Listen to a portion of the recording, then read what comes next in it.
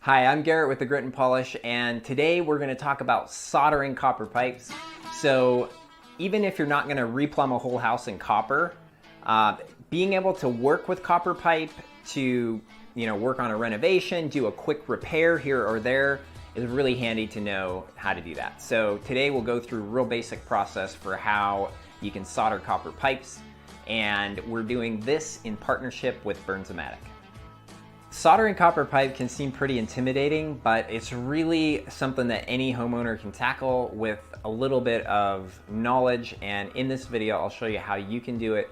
I learned on the go. We've renovated a number of houses, and in each case I have found this skill super helpful, and it saved me a lot of money because I didn't have to hire a plumber. So obviously you'll need a few things before you start. Here is a little bit of solder. It's just a flexible wire that comes on roll. Your paste flux, which you put on the pipe before you solder. A little pipe cutter. So this pipe cutter is nice for tight spaces. So you just turn it around the pipe and tighten it down and it cuts the pipe. Some pliers.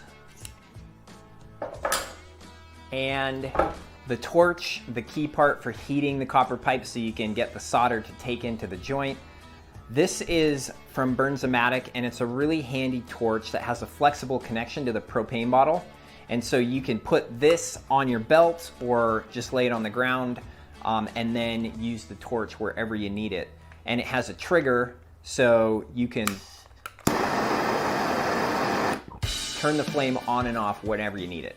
Really handy.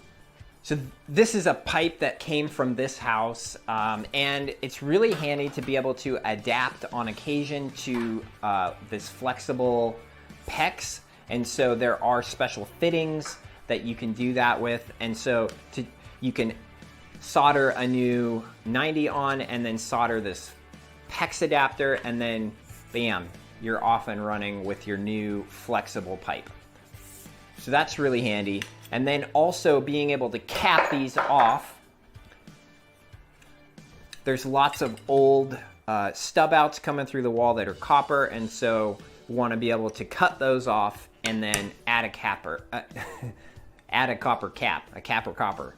So the first step in soldering copper pipe is to cut the pipe and clean up the ends so you don't have any burrs or any rough edges. And you do that with a little piece of sandpaper, anything 120 grit or finer, whatever you have laying around. Once you have the copper polished up, you can put a little bit of the paste flux on there, and then you're ready to put your fitting on and heat up the joint.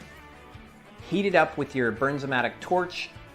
Wait until you just see a little bit of bubbling of the flux, and then you're ready to add your solder. And the soldering actually only takes a couple seconds. It's really fast, and then you're done.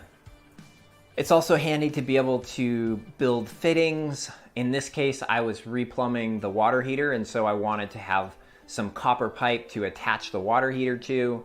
And I built a little copper setup so that I could get it stubbed through the wall and then attach the new water heater to it.